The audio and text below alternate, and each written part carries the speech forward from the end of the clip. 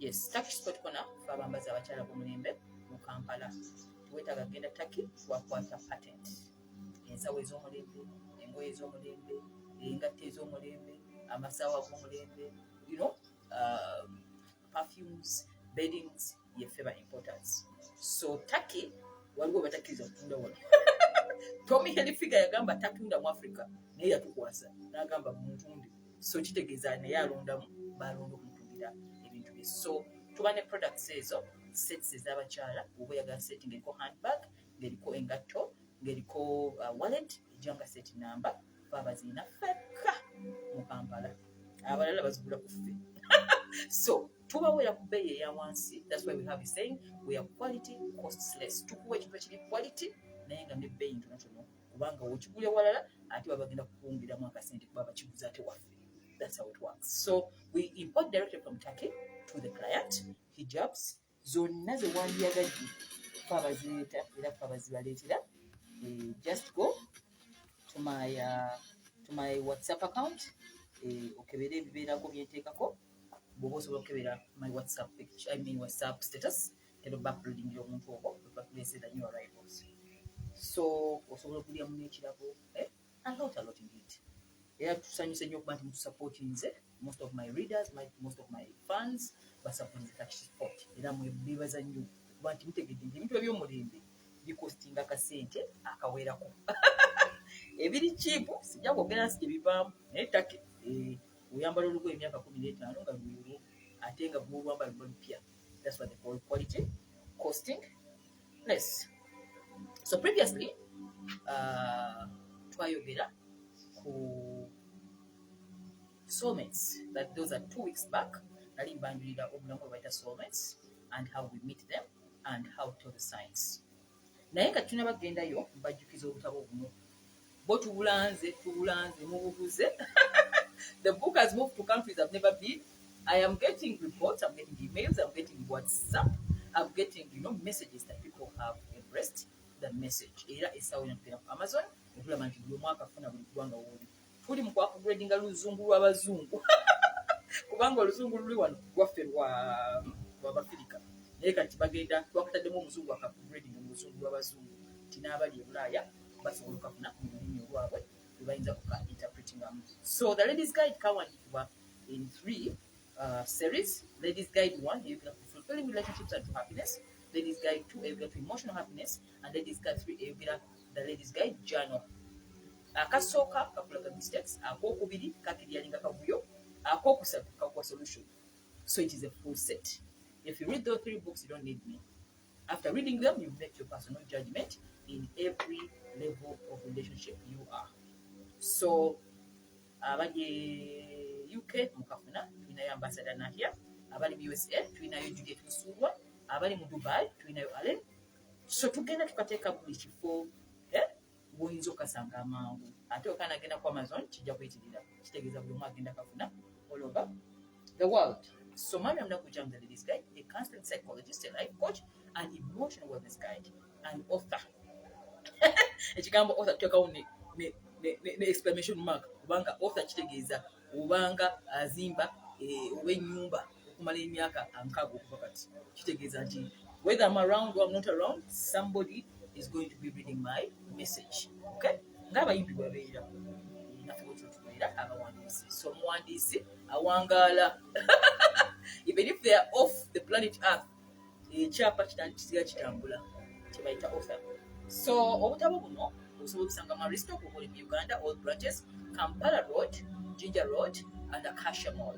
Abali ku Christ the King, aba Uganda Bookshop bakayina. Abali Masaka Book Point, abali Lira, there's Star Bookshop, abali Mbale, Bright Stationers Mbale, buli region woli Mbarara, Adit, buli kifo woli district gyolimu waliwo bookshop ina kataba. Mbagambye message njagitambuza mpaka we kutuuka okugwaligaana. Ayagala okusoma ng'asoma, ayagala okugenda ku channel ng'ayiga, ayagala okuwuliriza ng'awuliriza, because that is what I do as my passion and as my calling on planet Earth. So channel Mariam.N.M, the Ladies Guide, subscribe in case it's your very first time on the channel. If you're watching the show, if you're on Facebook Live, Follow us and like the page Mariam Nakuja, the ladies guide. Oba oyagala kufuna emiramwa gino egikuzimba, egikutambuza, egikuyigiriza, egikujjukiza ku nsonga ezo abantu ze batamanyi ate zibogera ku bati bazitegeera. Nabagambye ffe ba professionals. Emboozi ya okunyumya ku byalabu nga muli mu mabaala eyo gosi mulimu. Okubeera mu restaurants mwogera ku byalabu gosi mulimu. We are trained. We are endorsed to do the work. So omulimu mulekere naffe tukole. So mukulikeyo ba mwasuze mutya. Yesterday twabadde n'omulamwa mwasuze mutya NTV and Spark TV nga twogera ku abafere abafere b'emitima, abafere balaavu. Era bw'oba wasubiddwa genda olabe sheeyo. It was a full package. Kimu nga kibakenedde mu bweti. Terigamba nti baakufera, baakubba, baakumalira obudde, teweetegereza, weekanga bwekanze, laavu nzibu nnyo, laavu mbi, togifuula mbi, obutamanya tekugizaako musango. So you can watch the show on NTV, mwasuze mutya. They have a page and they have a channel. Genda ko olabe kibayogedde yesterday nga twogera ku bafere balaavu. The mafias of love. Si basente kati. Kuba mutima, kuba budde, kuba mubiri, obuli kutambula. When you sorting up, and then you get that emotional confusion. Now you got one goes. What do we tabula? So previously we had a session on the 9 soulmate mistakes we make when you find the true love in your life. Soulmates to Abagamba are the people you find in life when they connect with you, you're inspirited with them. When you're with them, you see your other self. You know, the people we think we are supposed to be in a relationship with. So 9 soulmate mistakes naziwalaga zetutakola oba zemutalina kola singa oba ofunye omuntu oyo. So abamisinga show, please go to Mariam Nakuja, the channel. Type Mariam Nakuja Soulmates video search engine ekikuleta yennyini erimu ekigambo ekyo olaba bulabi buli kyoyagala okunoonya kyonna. Jona abadde mbagamba ku TV nga bagamba decision making, okusalawo namutayika mugamba nsazeewo mu bulungi oba mu bubi osalawo otya. So nabagambye oba ogenda kunoonya decision making, if you want a full package on decision making, nakola video ezo 2, how to make decisions in your life, and number 2, when to let go and when to stay. Yakakabuza kako sigale nabawa videos ezebiri. So you got the channel, type Mariam Nakuja decision making, bajja kuja videos ezebiri olabe buli kinayogera oba wakimisinga, then you return with what I was talking about yesterday. So the 9 soulmate mistakes zotalina kola twazibalaga, omuli okuba nti abantu okuba nti bakkiriza nti kyafunye kikituufu, okudawutinga omuntu n'omubuuza ebibuuzo bingi finally n'abula nekyakuddamu, then you chase away your opportunity. Most of the time we find the right people, but because we are not prepared and they come at the wrong stage of your life, you don't even acknowledge them. Okay? Ebirungi bijja mu bulamu bw'abantu ne batabiraba kubanga tebali prepared. Okay? Obeera prepared, ekintu kijja, you know how to grab it and to keep it. But when it comes, when you don't have a program or a plan, kikuyita mu ngalo ekigende w'omuntu omulala. That's how life works. So if you missed the 9 soulmate mistakes we make, please go to the channel, type Mariam Nakuja Soulmates. The video jajira mambalamba. Don't forget to subscribe to the channel. Don't forget to like. Don't forget to give me a thumbs up if you find me very important in the message that I gave you, and share also with other friends, because sharing is caring. Boboliku Facebook, please still look for that video. It was for last week on Friday. Yes. Olwaleero tutandike. Nabagamba tulina essaawa emu ate njagala kwogera mu buli kimu. Someone may be asking, lwaki mpadde nnyo obudde the dating market abafumbo nzija? Naboogerako omwaka 2020, yes, naye twabawaka program katono because we never had that's also a long journey. Lwaki to preparing the people in that sector is because it is the foundation of a happy relationship. Okay? Who you date, when you date, how you date, where you date, and can determine the course of your destiny. The choices you make in life can determine where you will be in the next 10 years. Okay? Every decision you make pertaining that matters can affect your destiny. Where you live, who you are, what you do, who you will become can be affected by the person you choose in matters of intimacy and love. So don't take that lightly. When you talk about dating and the singles, they're the biggest percentage in the market. Why? Because looking for the one, searching for love, searching for the soulmate, searching for the perfect Mr. Right, Mrs. Right, it's like a journey for all of us. Si kyangu kumutuukako ate n'okusalawo kwenyisikwamu. That's why nabagambe manjogera about waiting game ate labula many decision making. What I don't want to hear someone saying to choose between the 7, I have 10, I have 6, I have what? I don't want to hear that. I want people to have that foundation of making decisions easily, faster, pertaining your love life. Okay? Because that one is the foundation of your order in life. Okay? It's very domestic. So, tugenda kutunyera waiting game. Lwalero, the introduction, then tugimalire next week. Lwemba mbaleetera ebintu mbaleetera mbitulamu ebintu gezaako okulaba nti sikuwa kingi nnyo oleme kutegeera wa katono tukakutulemu parts you may get the whole elephant ujje bulungi tugenda giri mpolampola. So waiting game tugenda gisinzirako olw'ensonga nti it is the foundation of making the right choices in life. If you don't learn to wait and to learn to be patient and then to make the right decisions at the right time, you make horrible decisions without intention, without, and then you regret all the rest of your life. So, but soulmates, twabamaze, netutegera nti abantu soulmates bakitegedde kakati katukolage nti mwabatannaba kubafuna oba bakyabanoonya, what can you do about it in case you don't found the one? Tuleme kutwala anything ng'okoyo olagamba ekiriwo kyonna kyonna mumpe. If I can't find the bad, kandyemu kamunye. As long as it's a bad, okay? Let's not get to that level, and let us find a way of writing, right? Yes, on today's session. So we shall concentrate mostly on those who are waiting for the right people, those who are willing to wait, those who are tired of waiting, or those who are waiting wrongly. You may be waiting, but waiting wrongly. Okay? So, if you're still searching and looking for love, if you're still looking for the right one, if you're still thinking that one day the right one will come, this is your show. Watch till the end, we'll judgment you. Then tumalize next week.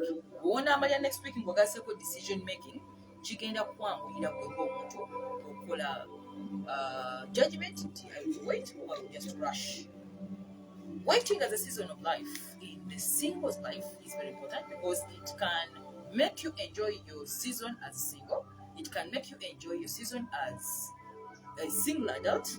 It can make you enjoy yourself happily, even the one has not yet come, and then you get that independence of the heart, than throwing away yourself, losing your freedom, losing your everything because you don't understand the season which you're in. We covered singleness, I think, last year. Singleness was a topic.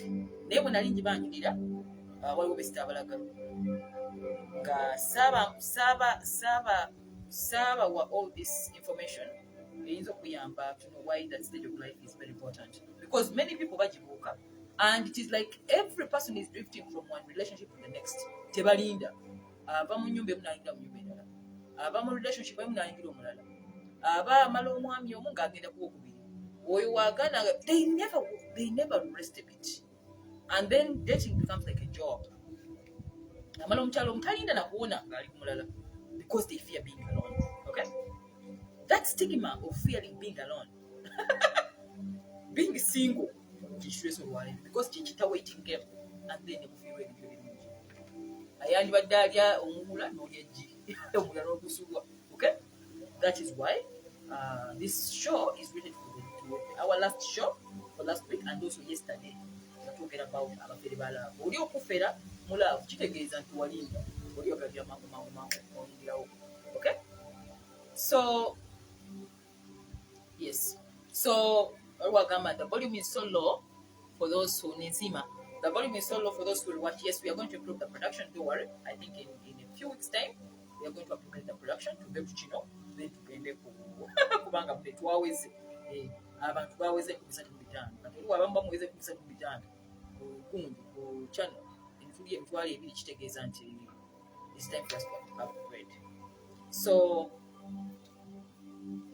stigma gyetugenda okujja olwaliro. Let's not forget haste causes waste. Omuntu apapiriza ayonoona.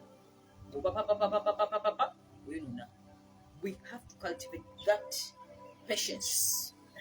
Mwaba kyali singo n'ogamba kanindeko. Okay? Uleme kulya kamunye. Kubanga oyagala kulya nkoko. Okay? Let's be very patient, and that's why I want to give you that information today. By the end of the session, we just post as a way that you stay single and waiting. Or what to jump from one to next. Okay? Yeah. So if you missed that singleness, now I'm going to ku channel Mariam.N.M just singleness. Enjoy creating on the channel. Big Oberenga information jokuna ku video ya singleness. Bokata ke ogenda kuna full package of that waiting game. So before you search for love, have you taken time to be alone? Have you ever been alone and single for some time? Omuntu atabaddeko yekka abatanda bakugira. Omuntu atabaddeko yekka atanyuira okubeera yekka. Kitera tasobola kunyumira muntu mulala. As in, you make somebody responsible for you. Tuyagala mubaako omukubeera bwoti because you fear being alone. Okay? So have you taken time to be single?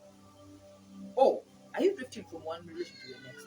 From one person to the next because you fear that part and waiting for the right person? Okay? And who is the right person anyway? Okay? How would you even know? You don't jump on the show. Who is the right person? Okay? So most of women especially find being single very scary. Okay? The feeling of unhappiness, misery, boils and the single is miserable.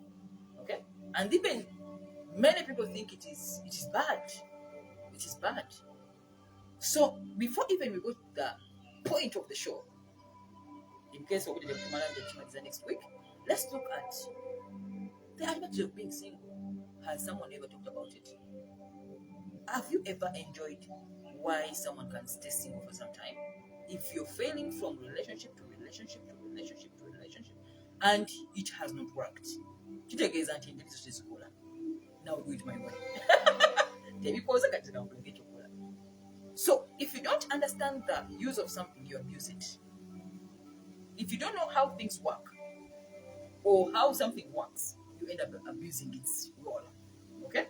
So even singleness as a stage in human development, many of us are abusing it because they don't know even what the stage is for.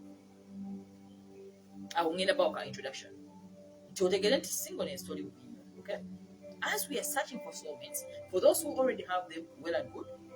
For those who are not yet having them and they're giving up on the waiting game to get anything available, are you ready? Then let's go because I am, and then you go back in that group and then you go back in the singledom after some time. Singleton has never been bad. Okay? It is you who does not understand the stage and what to do with it. Okay? Because even when you get married, at some point in life you have to face life as a singular. Okay? Maybe with distance, you may marry somebody and you're long distance. Still, you'll be alone. Okay? I told you all that in the other video. I'm not repeating myself. So, kaka tutunulire munasonyi oluzungu lusinkirirako. Oluzungu lusinkirirako n'engamba ali kati kankobe mu Africa. So, please note, if you can't stand being by yourself, then who can stand being by you? What is all about when you mirror going home? But don't let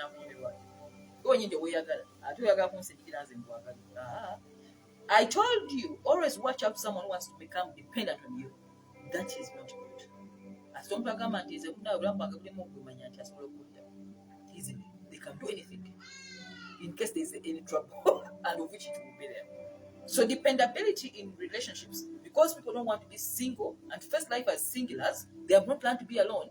Now, pursuing others as their happiness supply or dependability is not the right thing.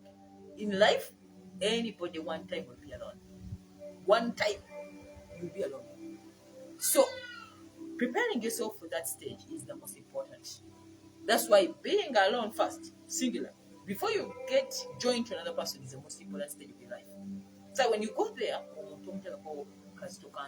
they can't travel, they can't move, they can't, you give them that freedom not to be the cage. Especially if you're a woman. Women are where the problem of encaging people. Yeah?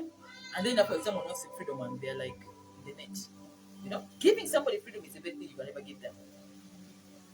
So to do the waiting game.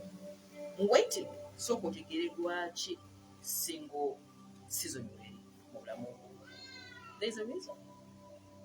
Waliwo ensonga lwaki okyali, lwaki tonamufunira okugamba omutuufu atannaba kujja, if you're really searching. And then you should not even give up on searching. You should also date. It's also good. It's also healthy. As you're searching for the one, nobody should ever rush you. Don't ever gambye nti ne bwoba oli mu dating season oyita kuba kusanga mu divoke temubuka dating wena. Don't jump that stage of development to another stage of marriage when you've not even known this person yet, because there's a lot inside than what meets the eye. So always remember, being on your own doesn't mean you're alone. No. So why not kumanya nti omuntu okubeera nti oli wekka tekitegeeza nti omuntu toyina muntu akwagala oba bakwerabira. It is a syndrome in Africa where people don't want to be alone. I don't know why. I even wonder why people sit in bars and they sit in circles of 10 talking. I'm like, in restaurant 5 people, they are using brain data. Someone gonna sit alone nali akamereke nga yina agamba kati maliriza tukitya wano bajja gamba nina omululu bajja gamba onalya yekka. I mean, when you come to a level of life where you understood yourself, you've loved yourself, you don't need crowds anymore. You don't need to be in groups of people who will go to backstab you because you just want to belong. We want to get out of that by enjoying the season of your life and to use it wisely. So I'll give you some, I think 7 to 8 reasons. When we don't be a single, I think I'm truth, it is a very good life.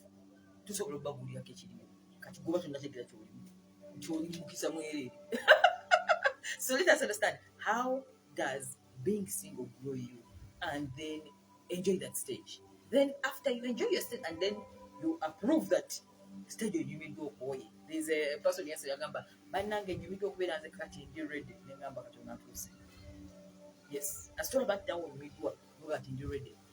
But than making it a life purpose of life tenyumidde mpaka nga nfunye omuntu oli munene w'omufuna tewakikyuka ky'amaanyi. Nothing. Okay? Instead, responsibility and it changes a lot in your life. So let us look at the reasons why being single is not bad, or you should be, in that stage of development. Bonabo otegedde kigenda kuwa amaanyi ogambe wama kansooka ennyumiro kati kuba alina okuba ready. Muleme kugenda mu bandi wabwe. Gundi agenze, nono agenze. It's not a race. Some are faster batuuka mangu. But I think bw'otuukayo ate muwangaala ate nga balaba bafuluma ate bw'oyingira ate life is like that. Okay? So let's not look at others and say, tick. Yes, we are fast, some of us, but then when you come, you may be even better. Okay? So let's get that peace of mind that comes with understanding that this stage of life, okay? Nobody will be alone forever. No. Never. Don't think that you'll be an old woman, an old man with only, they are abandoned. No. Okay? Season work wakiro jajula ndodeko ate amuna muntu fajja. That's how it works. So number one in the waiting game, when you are still single, kino kyogenda okunyumirwa kansooka embibajjukize bbangulire mubirimu naye temubiri, you do not appreciate or you're not grateful for them. Kibawa amaanyi okuba nti mugende mwebake bulungi muleke kwonoona weekends zino. Because you fear being alone, then you end up in the bar, then you go in one night stands, then people even don't love you, then you force yourself on other people, then by Monday you're even stressed. Because even the person who lied that they love you on the weekend, on Monday they're not even communicating. Okay? You will have that peace of mind that comes that with understanding that the waiting game, it may be longer, it may be shorter, but the right one is coming. and they're on their way. But you don't burn your fingers. Don't eat an eagle instead of a hen because you want quickly. Okay? Number one, when you are still single, you answer and you're answerable to no one. You're not answerable to anybody. Give me accountability. You have the freedom to do a lot of things. You can't choose a career you want. You can't be in a career you want to be. You can You can choose to eat at some you can choose to sleep hungry without any question. Now that's the point of marriage. In marriage, you don't have that freedom. Okay? You are answerable. You are answerable because it's a partnership. That's money. When you're still single, you have the freedom. Tell you freedom. Freedom to you have to say, why are you not at this time? You have even to be there when you don't support. Everything becomes different. So if you have the freedom, please enjoy the season of singleton. Singleton. I can't work. You have the freedom and you answer to no one. Number two, you have money in the bank. A set is one for those kuwaka. Responsibilities banyingi. Bichi akasali kwa kafuna akasala kwa nokalya bulungi. Ofuna emitwalo gya 5 gabera kwa account n'otolako nga bw'oyagala. Wadde mbokulako ekirabo oba obutagula.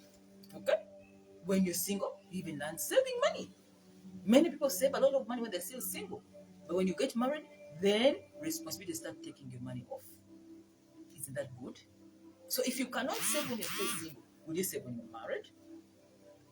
So you manage your money. You manage your finances. You choose to buy somebody a gift or not to buy a gift. You choose to eat or not to eat. That's all money being paid. So when you're still single, you even save more. So you manage your money well. But when you're two people, then many things need to change. And Rachel, enjoy the singleton. Enjoy the single though. Number 3, you don't have to check in on anyone. When you are in a relationship, decision making is not 100% yourself. You have to always seek other people's opinion. What do you think?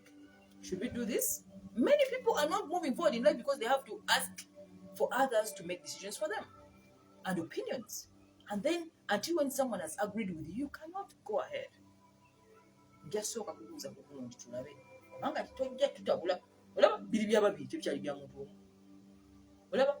so when you start not taking decisions alone, and then you have to also consult to check in, then decision making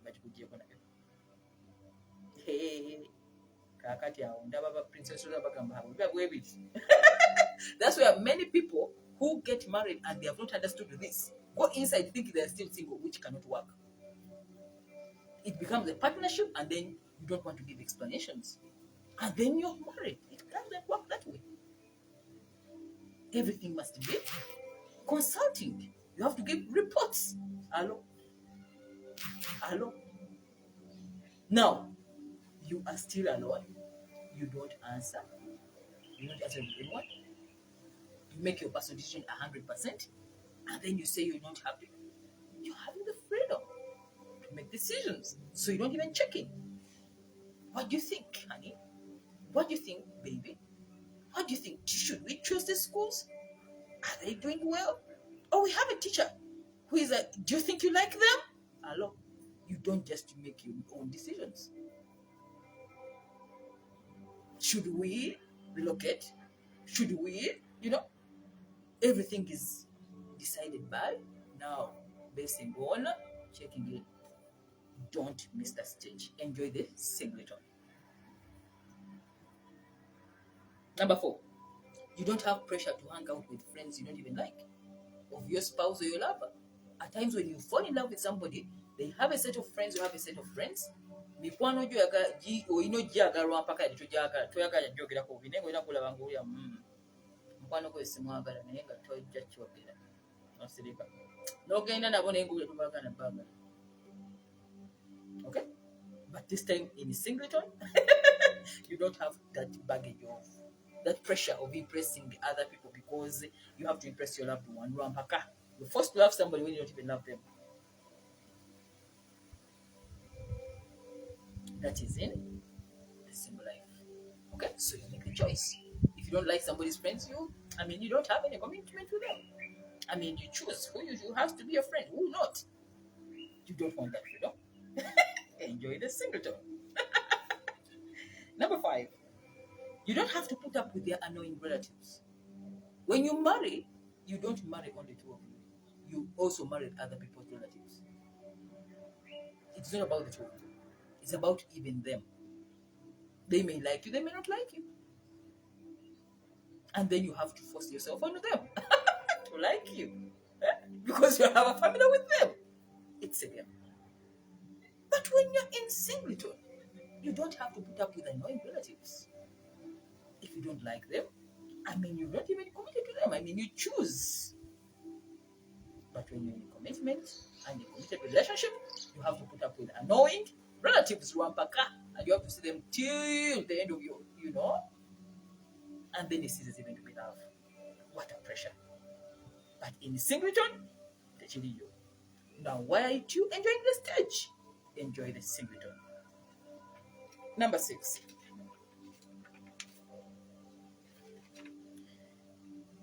You sleep better. Omuru yebaka bulungi. Yebaka n'atuuyana. Omukwano wange yagamba nti asamba pilo 8. Yagamba nze nebaka ku pilo, in fact wamma gashumba. Yagamba nina pilo 8 ndiwaddemba okuteekayo n'engisamba ne zigwa wansi. You sleep well. In singleton, you don't have to worry about somebody sweating near you, snoring the whole night. Now, can you imagine entering the bed when someone else has to be there also? Now, be ready. So as you're saying, singleness, vitamin. So if you are still single, you don't have that baggage of snoring people. You're worried of who will come into the bed first.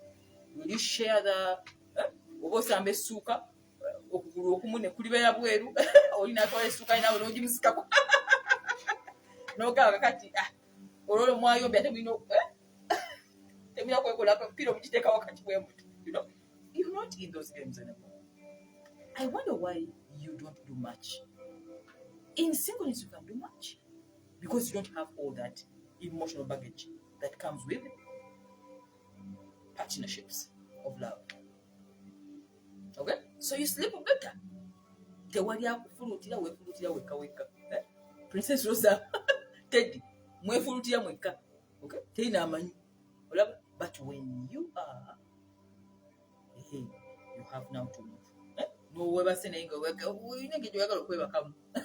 Naye ng'ate tojja kwebakamu engeri gy'oyagala okwebakamu kubanga waliwo omulala asharinga obuliri obwo naawe. Okay? So enjoy the singleton. In singleness, lastly, you use your time wisely. You use your time the way you want. You can be out up to morning. Nobody will ask you. You cannot even come back home if you choose to. You can sleep. Remember, Nabagamba, you go to the channel and watch Mariam Naguja Singleness. The mistakes you're not supposed to make. Don't be negligent. Although every house has your home, because nobody's going to ask you, why? You must also live responsibly. You manage your time. You manage your time well. Okay? So don't take that lightly because nobody manages your time. You choose to do a job up to morning. You choose to, but when you go in partnerships, that changes. You have shared time. And then you almost will sharing. Enjoy that singleton. Number 8. Or 7, sorry. You can Decorate your home the way you want it. Okay? Hey, because omuntu achoosing ekintu ekijja kikolesamu. But when you are in partnerships, nabagambi, you don't do things the way you want. You consult. We know kufuna that win-win situation where you win and win. So if I'm giving you my commitment and you are not a partner, that's not good. If you're to live in a place, you have to consult, is this okay? I think it's not okay. Okay, can we change? That decision must be done by two people, not one. So even when it comes to domestic life, you decide two people. Here you're deciding alone. So in the waiting game, those are the advantages of being alone. The single day. Enjoy the single time. So looking at all those advantages in our day, you'll find that you've been misusing the season and saying that I think I'm unlucky, or when is the right one coming? I can't wait any longer. You're going to lose all those things. Nabagambye eggula okukola kye bayita cost assessment. Cost assessment, satisfaction, and available alternatives. Kati cost gy'ogenda sasula yiyo. Ebyo byonna bina bitugenda bijjako byemba wadde omusanvu omunaana bigenda vaako. Tojja kukozesa buddemu nga bw'oyagala nnyabo ssebo. Tojja kusula nga bw'oyagala weebaka nga gwe nga bw'oyagala. Olina okufa ne ku munno. It takes away that selfishness out of you. It pulls out that selfish spirit out of you, and then you become now understanding and empathetic to other people. You will not, manage the money. You can buy shoes, you can buy bags, you can travel. You need to consult. And then finances, because it's also a point in relationships.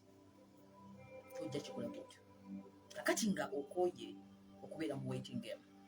If you want to cross over to the other world of partnerships, marriage, or relationship which are long term, kitegeeza nti bino cost ogenda soko kisasuli tubijjeko.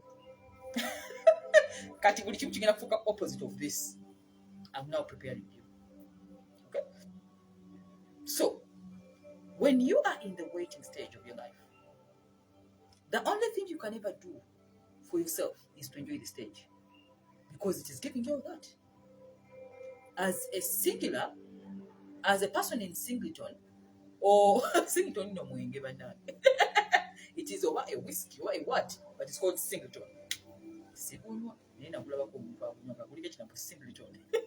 So it is also a stage of life. Enjoy it. Okay? Whether you're late, whether you're early, whether you feel tired of the stage, until when you look at those advantages and then you appreciate them, no better grateful of the stage of life you're in. You cannot. Oh, it's a whiskey. Yes, it's a whiskey. It's called singleton.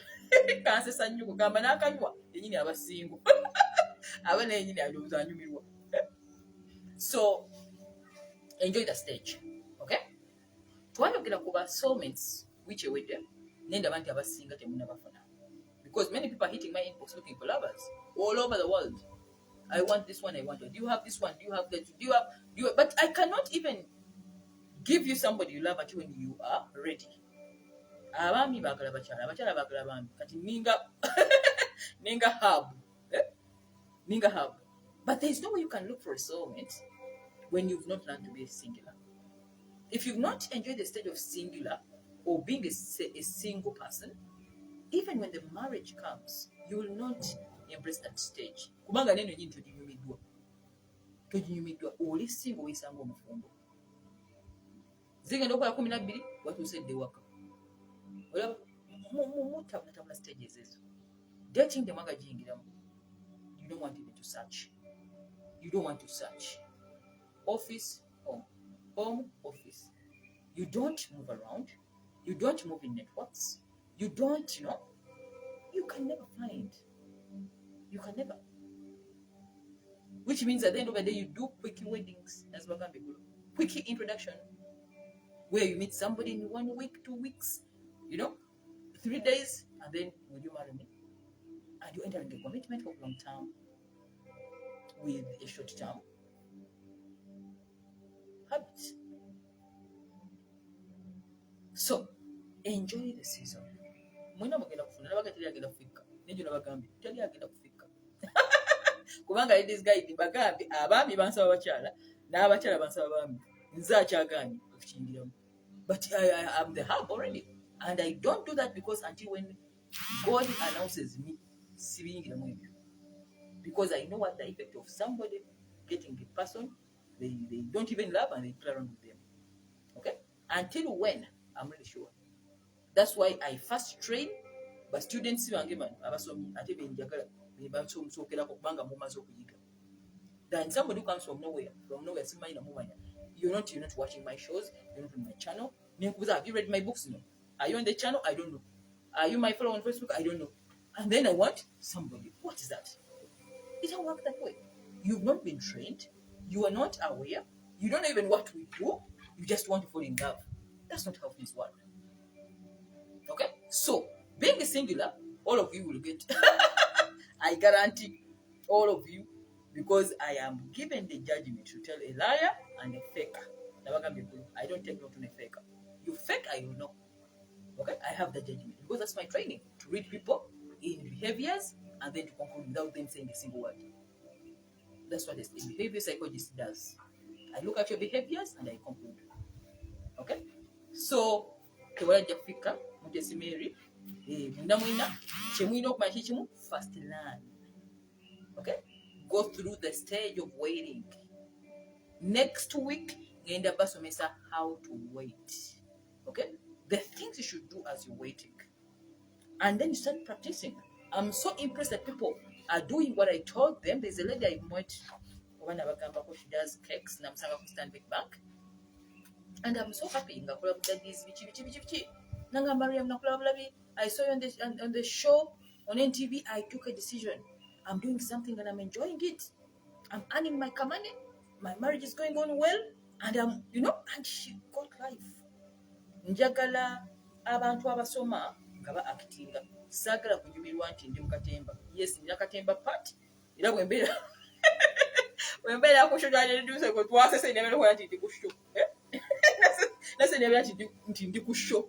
I forgot. That is the katemba part. But realistically speaking, buli chemba ngamba kitufu. Seriously, everything is true. So don't look at me as a dramatic person. Look at me as someone who has a dramatic part and somebody who talks wisdom and sense. And then take the wisdom part. Okay? So learn fast. Go through the stage. There's no rushing. If you're already late, you're already late. There's no amount of hurry, haste that is going to take away your day. Okay? It will never change. Okay? So nze njagala abasome channel yange n'ogimalako.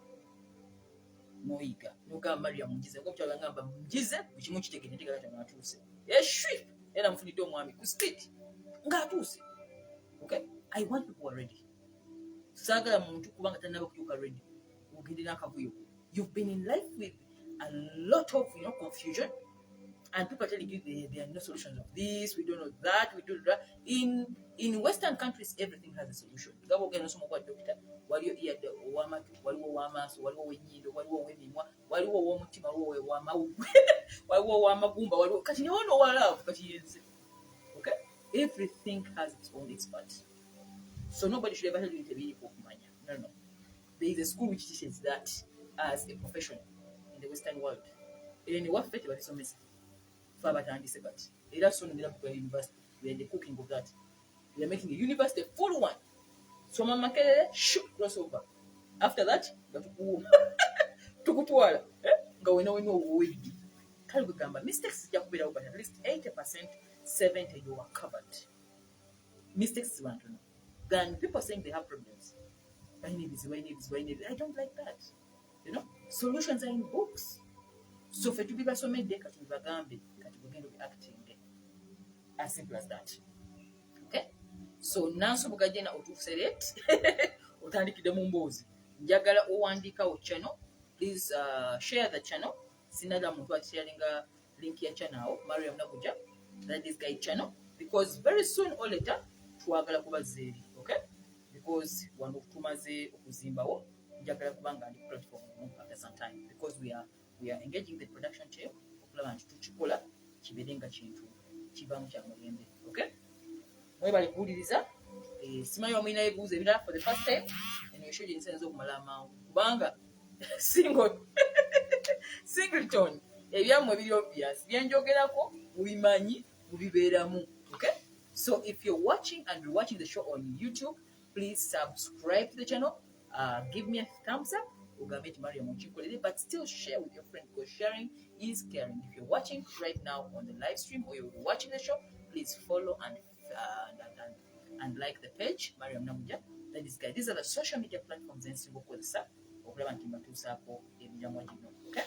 Tugenda tunulira next week, tujja kuba tuwindinga out waiting game, mbalage waiting olina gikoleramu ki, the ways you can use this waiting season, particularly okuba nti ekuyamba nkimanyi mukuoli waliwo abagamba toŋŋamba nakuŋŋamba nze ebyo bibaddemu mbiyizi ate ebyakukolera kakati nze nakugamba ebyokola. If yours does not work, let me tell you my way, okay. So togamba nti oluddewo okwoyo okuwuliriza oyagala kati mangu kubanga amangu era ojja kutuukayo ate okubeera, okay. Okwangwa kikutuusa mangu gy'olaga, okay. So follow us and like, yes, of course, yeah. Okay, thank you. Yeah, so tugenda kukavaringa single moms guide, yes, because nalabye nti abo nabo twetaaga okubateekamu mbalage lwaki is not bad. I want to put that positive mental attitude in every person in every stage of life. Nze ndi okulaba nti bwe muwa stage ntuufu ey'endowooza era tujja bakavaringako mbalage how you can approach also love, that will be a full show. Ndowooza mu bbanga awo with studies awala nnyo ndi mopa preparing a session eyo, then we can get along with that. Then tutunuulire naye abanoonya twabamala dda, abanoonya twabamala dda. I think nabakolako in TV, I think on Valentine's, yes, I think we covered that already, we shall not repeat it. So ngenda kugamba tambulizaawo nga tumaliriza essaawa yonna. So I don't think we have any questions. Lwaki wano tutikkirizaawo ebibuuzo oba sibuuza nti bibuuzo, being that the same video twetwa ku YouTube tuba twagala nti abakiwatchinga balaba nti it's interacting with them, okay. Nti oli abeera interactinga nanigifuula personal, okay. So we shall upgrade at the same time where we shall have the Q&A session kuba kyalina ebibuuzo. Mutesa agamba your skin shines like a chocolate melted in coconut milk. Kikino bannange ekibuuzo kiri nti okikola otya? Yes, Mutesi munange, kakati ekyo chocolate milk oyagala kunkola kikati okumpaana wana bwoti. Take lots of water, nywa amazzi lita 5 olunaku, sinywa juice, sinywa butunda, sinywa soda, sinywa cocktail, sinywa ki ekirala, mazzi 5 liters a day. Westa kikubye nnyo, kale nkolanga 3 liters. 3 liters nesitera kukka wansi wezo. I only take water because twasoma nti amazzi gakola skin. Yes, twongerako mwongezi bino ebyobweru, ebizigo tebikola nnyo ng'ate omuntu anywa amazzi. Amazzi is a very big chemical y'amaanyi nnyo ku skin, nti buli kaseera obeera tolwala, tetufuna ssenyiga, tetukolola, tetufuna bisujja, ebyo bino twabigobala twabigobera ku mazzi. So bannange ne basitudenti balina bagamba munywa amazzi, era ndi happy nti buli student yayita mu ngalo zange banywa amazzi kati. Soda bamuvaako dda, soda tebamunywa, tebakyanywa juice. Juice mulungi, yes, I understand, but I can eat fruits. I want to make the habit in my mouth. Nti wengera wenu sikyawulya kiwoomerera namanyira nti omumwa gwange gunywa kintu nga tekirina test, okay. So I take 5 liters of water a day. Agamba naye akakadomola kalamba we nange okanywa otya? Little by little. How do you eat an elephant? You eat piece by piece. So kumakya wemanya nti nywedde lita ng'emu nenziramu awo nga ssaawa 5 nyongerawo lita emu, ssaawa zewa lita emu okuza olunaku gw'oli lita 5, okay. And then you feel energetic, the brain is flushed, everything is flushed, and then you feel good. Webale nnyo. Warm water, yes, I always take warm water. I don't take cold water, only hot water. Warm. Nteekamu eucalyptus, nenyongeramu thieves oil, muya wenneefaako, ne nteekamu rosemary, nentekamu peppermint ogenda okunywa akamazzi bwoti bannaye terina kyayawoma ngono asooka nyweko mpulira. Yes. So you add all that to give yourself energy and then to be motivated, of course, to take the 5 liters. So thank you so much.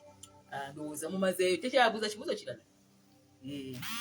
Tulabagane wiiki ejja nga twogera about the waiting game. What can you do when you are still waiting? Okay? What can you do when you are in the waiting season of your life? In summary, you have learned that being single and searching does not mean that you're going to live an unhappy and miserable life.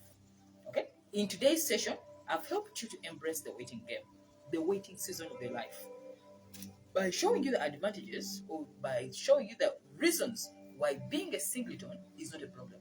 But remember,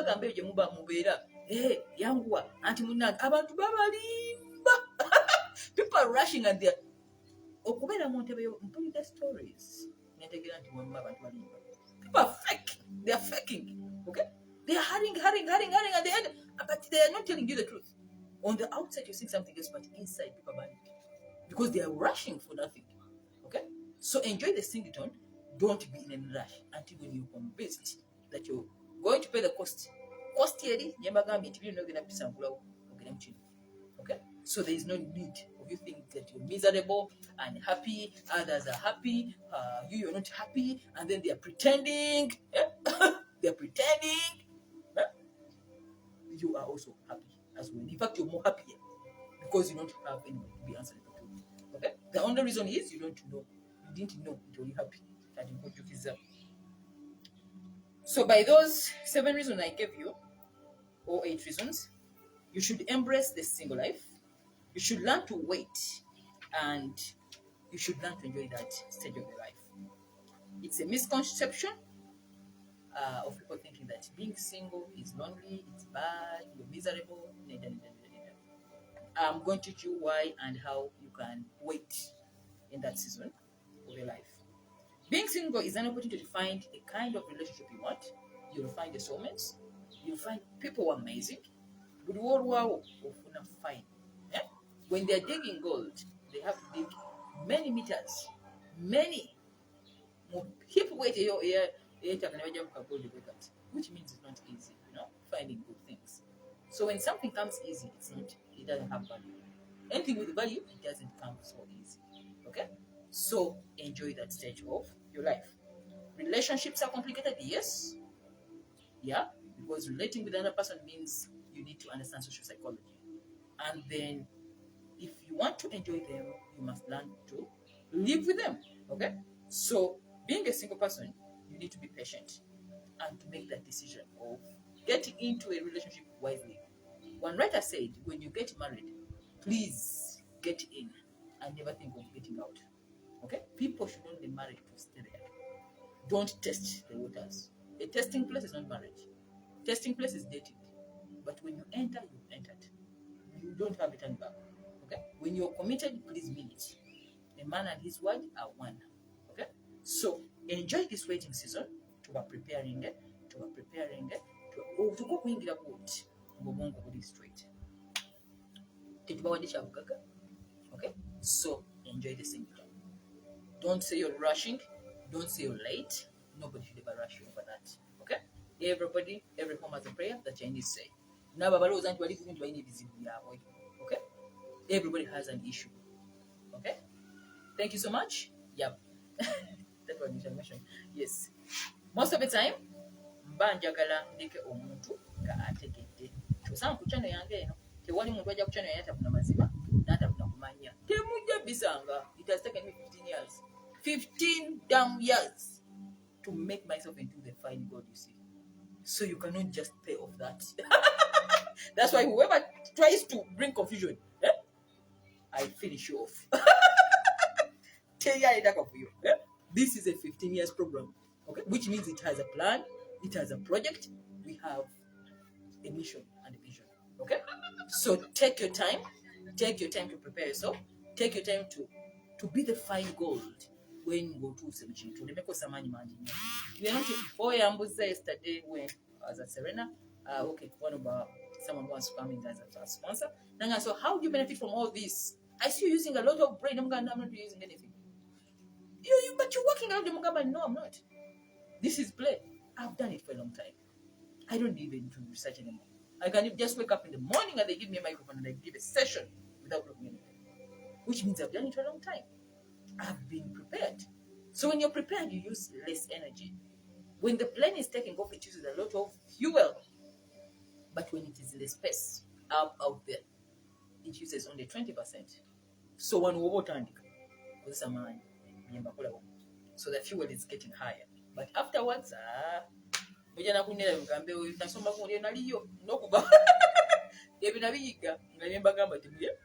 that's the stage of life. So enjoy your singleton. See you again next week when you talk about ways on how to wait. Okay? Ways on how to use the waiting season. Okay? Ways on how to use the waiting season and what you should do when you're waiting. Dating is a waiting game, and to play the game right, you need to put in some effort. Okay? Yes, dating is also a waiting game. So, okay? Thank you so much, and see you again next week. Bye-bye. Mariam Nabuja, the Ladies Guide. I'm a counseling psychologist, a life coach, counselor, on author, very passionate about human appear pertaining emotions. Love, emotion. I'm passionate so much. And I think it's what I do as one of the things that I love so much. With ease. With ease. And that's what I do every Friday at 5 p.m. East African time. To next week. Tell a friend to tell a friend to tell a friend and share the video. Because you have benefited, even others are going to benefit. Love you and nice weekend. Bye.